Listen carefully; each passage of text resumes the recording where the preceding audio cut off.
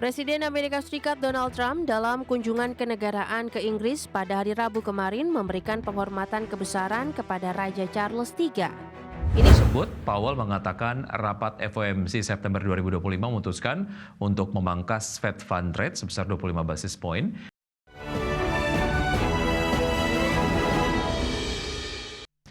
Presiden Amerika Serikat Donald Trump mengadakan kunjungan kenegaraan untuk kedua kalinya ke Inggris. Perdana Menteri Inggris Keir Starmer pun berharap kunjungan Trump akan mampu menghasilkan kerjasama strategis antar kedua negara. Presiden Amerika Serikat Donald Trump dalam kunjungan kenegaraan ke Inggris pada hari Rabu kemarin memberikan penghormatan kebesaran kepada Raja Charles III. Ini menjadi kunjungan kenegaraan kedua bagi Trump. Ia pun menyebut kunjungan atas undangan kerajaan Inggris ini merupakan salah satu kehormatan terbesar dalam hidupnya. Trump pun mengatakan bahwa istilah special relation belum cukup untuk menggambarkan hubungan kedekatan antara kedua negara. Sementara itu, Perdana Menteri Inggris Keir Starmer menilai hubungan antara Inggris dan Amerika Serikat akan dimanfaatkan untuk memperkuat hubungan ekonomi dan politik. Dengan demikian, Starmer berharap kerjasama bilateral Inggris dan Amerika Serikat akan mampu dimanfaatkan untuk menarik investasi dari sejumlah raksasa teknologi Amerika Serikat seperti Microsoft, Google, serta OpenAI. Dalam bidang politik, Starmer berharap kemitraan Inggris dan Amerika akan saling mendukung dalam isu-isu geopolitik, terutama terkait perang Rusia-Ukraina serta konflik di Timur Tengah. Berbagi sumber, IDX Channel.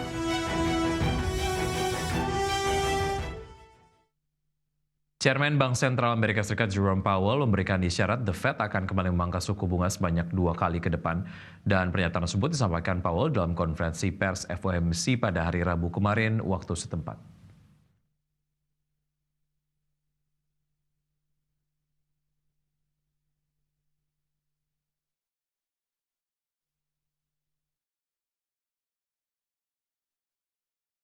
Kesempatan tersebut, Powell mengatakan rapat FOMC September 2025 memutuskan untuk memangkas Fed Fund Rate sebesar 25 basis point menjadi level 4 hingga 4,25%. Keputusan pemangkasan ini pun menjadi yang pertama kali untuk tahun ini dan Powell menyebut kebijakan pemangkasan suku bunga kali ini telah mempertimbangkan risiko di dua mandat utama The Fed, yaitu menjaga stabilitas inflasi dan mendorong pencapaian lapangan kerja maksimum. Our monetary policy actions are guided by our dual mandate to promote maximum employment and stable prices for the American people. At today's meeting, the committee decided to lower the target range for the federal funds rate by a quarter percentage point to 4 to 4.25%, and to continue reducing the size of our balance sheet. Changes to government policies continue to evolve, and their effects on the economy remain. Polandia mendesak negara-negara anggota blok Uni Eropa untuk menghentikan impor minyak hingga gas alam dari Rusia pada akhir tahun 2026. Langkah ini dilakukan untuk membantu negara anggota lain dalam upaya mengurangi ketergantungan energi dari Rusia. Pemerintah Polandia mendesak negara-negara anggota blok Uni Eropa untuk menghentikan impor minyak hingga gas alam dari Rusia, di mana pihak setempat meminta kebijakan tersebut dilakukan paling lambat pada akhir tahun 2026 mendatang atau lebih cepat 2 tahun dari tenggat resmi yakni di 1 Januari 2028. Menteri Energi Polandia Miloš Motika mengatakan negaranya siap membantu negara anggota lain untuk mencapai tujuan bersama dalam upaya mengurangi ketergantungan energi dari Rusia. Salah satu langkah yang dapat dilakukan ialah mulai melakukan impor energi dan minyak mentah dari Amerika Serikat. Selain itu, Motika juga menilai langkah percepatan perlu dilakukan, terutama setelah insiden masuknya drone milik Kremlin ke wilayah Polandia. Insiden tersebut membuat hubungan antara pihak Warsawa dan Moskow semakin memanas, sehingga langkah untuk mandiri dari pasokan energi yang beresiko politik dan strategis perlu dilakukan. Adapun sebelumnya, Uni Eropa telah menjatuhkan sanksi pada sebagian besar impor minyak dari Rusia pasca serangan invasi ke Ukraina yang belum mereda sejak beberapa tahun lalu. Namun demikian, gas dari Moskow masih dikecualikan setelah ajuan keberatan dari pemerintah Slovakia dan Hungaria. Berbagai sumber, IDX Channel.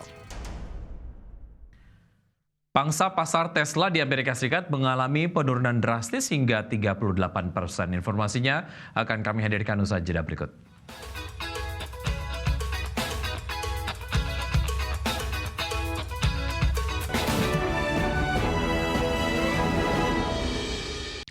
Terima kasih Anda masih bergabung bersama kami. Pemirsa, korban tewas akibat serangan Israel di Gaza sejak 7 Oktober 2023 kini telah menembus 65.000 jiwa. Sementara jumlah korban akibat bencana kelaparan dan malnutrisi di Gaza telah mencapai 432 jiwa.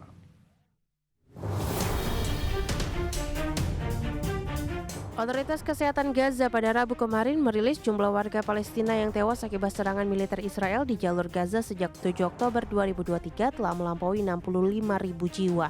Data Otoritas Kesehatan Gaza juga menyebut 4 warga Gaza tewas dalam 24 jam terakhir akibat bencana kelaparan dan malnutrisi. Sehingga jumlah korban bencana kekurangan pangan di Gaza menjadi 432 orang, di mana 146 korban diantaranya merupakan anak-anak. Secara keseluruhan, jumlah warga Palestina yang tewas sejak dimulainya konflik Israel-Hamas di jalur Gaza pada 2023 telah mencapai 65.062 orang. Konflik tersebut juga menyebabkan 165.697 warga lainnya luka-luka. Data ini dirilis pasca Israel memulai serangan darat besar-besaran di wilayah Gaza sejak Selasa kemarin. Serangan tersebut menandai langkah terbaru Israel untuk menguasai Gaza sepenuhnya. Akibat serangan darat itu, ribuan warga Israel terpaksa mengungsi dari pusat wilayah Gaza. Serangan itu pun menuai kecaman dari kalangan internasional, sementara Perserikatan Bangsa-Bangsa menyatakan bahwa saat ini telah terjadi genosida di Gaza. Berbagai sumber, IDX Channel.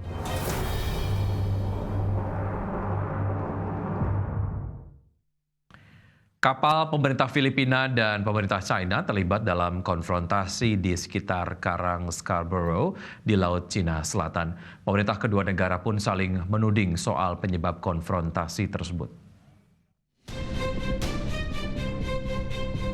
Ketegangan di Laut China Selatan kembali meningkat setelah konfrontasi antara kapal pemerintah Filipina dan kapal penjaga pantai China di sekitar Karang Scarborough. Insiden terjadi ketika kapal pemerintah Filipina menjalankan misi pengiriman pasokan bagi nelayan di negara Scarborough yang merupakan wilayah tangkapan tradisional yang kerap menjadi titik gesekan. Menurut otoritas Filipina, kapal Biro Perikanan mereka terkena semprotan meriam air dari kapal penjaga pantai China sehingga mengalami kerusakan dan melukai satu awak kapal. Di sisi lain, pihak China mengklaim kapal Filipina justru menabrak salah satu kapal mereka dan menuding kapal Filipina telah memasuki wilayah China secara ilegal. Juru bicara Kementerian Luar Negeri China, Lin Jian pun menyerukan agar Filipina menghentikan upaya yang dianggap menantang tekad China untuk menjaga hak dan kepentingan negara. Adapun Scarborough Shoal terletak di dalam zona ekonomi eksklusif Filipina. Namun di sisi lain, China mengklaim hampir seluruh laut China Selatan merupakan wilayah kedaulatannya. Klaim si pihak ini nyatanya tumpang tindih dengan hak maritim sejumlah negara Asia Tenggara, termasuk Vietnam, Malaysia, Brunei, dan Filipina. Berbagi sumber, IDX Channel.